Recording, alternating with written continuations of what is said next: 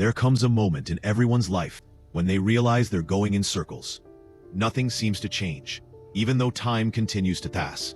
The landscapes change, the faces of the people around them change, but the inner sensation remains the same, as if something inside remains still while the world turns.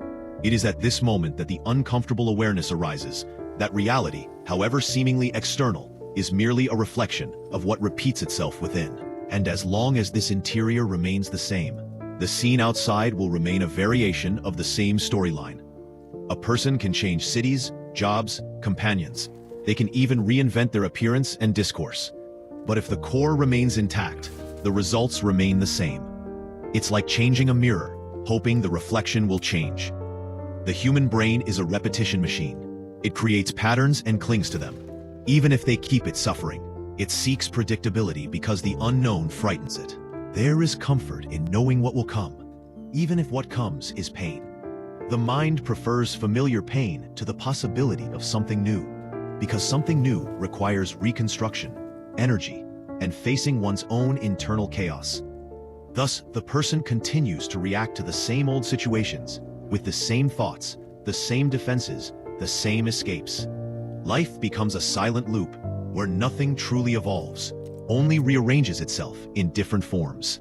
And when the person wonders why nothing changes, they look outward, blaming chance, fate, others, the system, time. But they rarely look inward, because looking inward is dangerous. That's where repetitions live. Changing implies recognizing that part of the pain didn't come from the world, but from the very way of interpreting the world. It's accepting that the mind, in trying to protect itself, created a prison of emotional routines and predictable narratives. Time passes, and promises of change become a kind of anesthesia. Next year will be different. When I have more money, when things calm down. The verb changes, the future arrives, but the internal pattern doesn't change. Reality, then, repeats itself, because it is not made solely of events, but of the responses we give to those events. Life does not happen outside of ourselves. It projects itself from within. The human mind creates its own landscape. Two people can walk the same path, live the same experience, and they never change, and yet inhabit completely different worlds. What differentiates one from the other is not what happens, but how each reacts to what happens. Reality is not what we see, it is what we feel, what we interpret, what we repeat internally until it becomes true. And this is precisely where the root of stagnation lies. The confusion between the world and the mirror. When a person believes their reality is immutable, they forget that it is the reflection of their own thoughts. Every unfaced fear, every ununderstood pain, every unquestioned belief becomes an invisible wall. And the more they resist change, the more solid that wall becomes. But the truth is simple and brutal. If it doesn't change, nothing will. Reality does not bend to desires. It molds itself to the level of consciousness.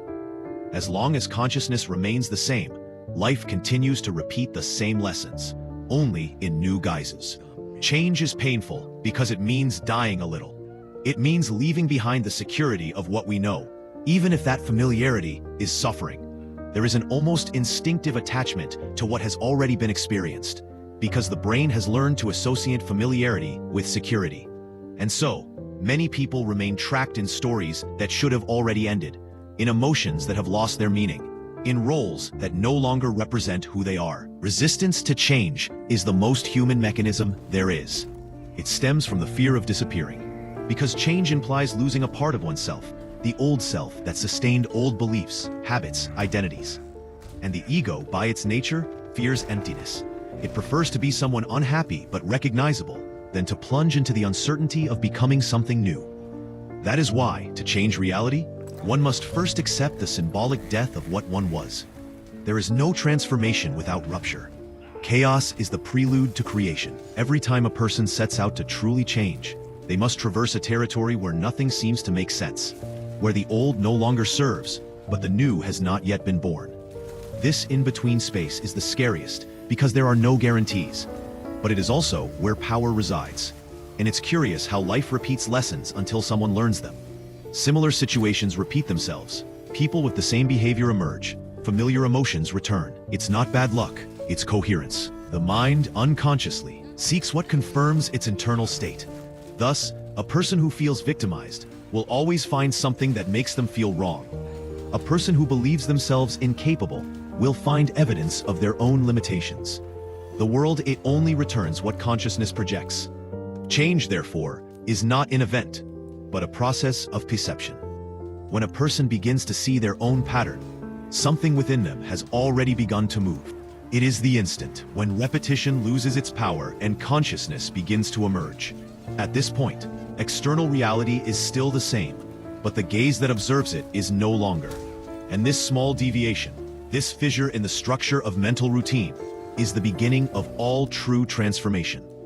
From this moment of perception, something silent happens. The person begins to doubt their own certainties. And this doubt is a blessing disguised as discomfort, because doubt is the first act of liberation. Every prison begins with the belief that there is no escape. All freedom arises from the moment one questions the inevitable. When one allows oneself to observe one's own behavior, without justifying, without blaming, simply seeing, a new consciousness is born. And this new consciousness is already change, even if the body and circumstances are not yet aware of it. The transformation is almost imperceptible at first. It doesn't begin with grand decisions, but with small internal movements. It's the moment when a person realizes they could react differently, that they could choose a different way of thinking, that they're not forced to repeat themselves. It's the seed of freedom. But this freedom is demanding. It demands responsibility. Because once one recognizes that reality is a reflection of oneself, it's no longer possible to blame the world. And that's when the process becomes more profound.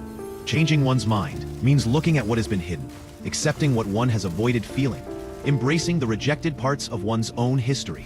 The mind, out of fear, creates masks, personalities that protect from pain, but also impede growth.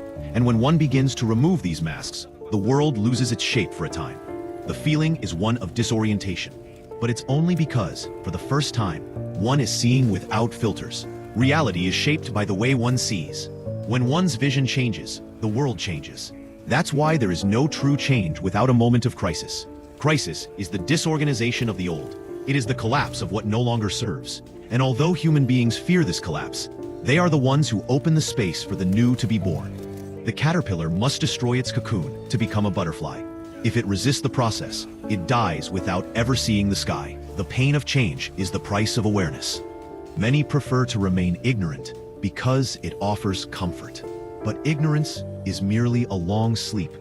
Life passes, and one remains dreaming that one is alive.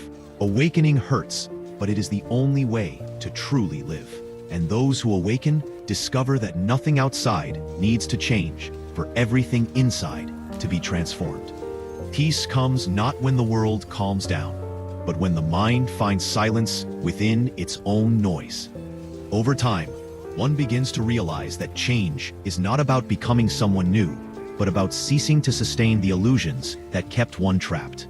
What is called change is, in fact, a return to what was always essential, but was covered by layers of fear, conditioning, and inherited beliefs.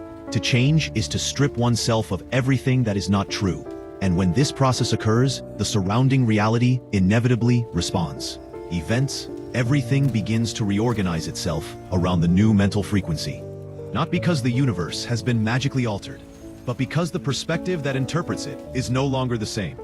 And perception is what creates meaning, and meaning is what defines experience. Life is a mirror, and the mirror does not change the image. It merely reflects it. Anyone who wants to see a different landscape must change the face they offer to the reflection. When someone begins to move within, the entire world seems to move with it, as if reality were a dance, responding to the inner rhythm of consciousness. In the end, it all comes down to a single movement, realizing that external change is impossible without internal change. The world can offer 1,000 opportunities, but if the perspective remains the same, nothing truly new happens. And just as a song cannot be heard by those who insist on covering their ears, life cannot be felt by those who insist on remaining the same. Over time, the person who learns to change discovers that there is no longer so much fear of the unknown. Because the unknown ceases to be a threat and becomes a field of creation. Fear doesn't disappear completely, but it loses its power to impede. Courage emerges, not the absence of fear, but the decision to move forward despite it. The mind begins to understand that repetitions are not punishments, but invitations. Each situation that returns is an opportunity to respond differently.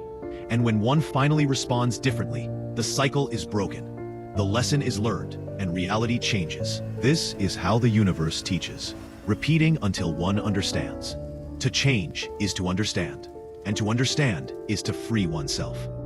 Change doesn't happen when the world forces it, but when a person decides to stop being a spectator of their own story.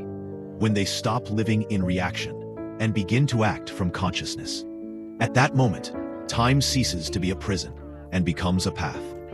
The person stops waiting and begins to exist. And perhaps this is the true meaning of the phrase, if someone doesn't change, their reality will never change. Because reality isn't a stage that changes, it's the reflection of the observer.